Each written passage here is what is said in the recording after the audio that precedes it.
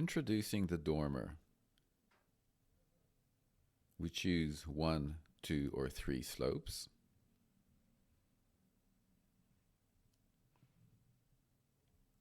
Click on the insertion point.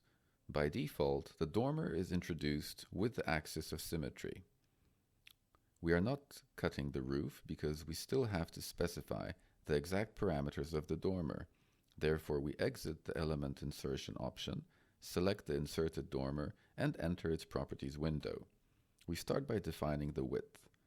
If we want to change, for example, the slope for several slopes at the same time, we click on the name of the column and modify the value.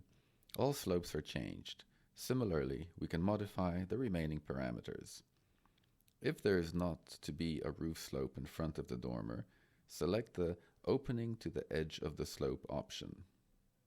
We can also set the roof layers in the window. After the modification, cut the elements below.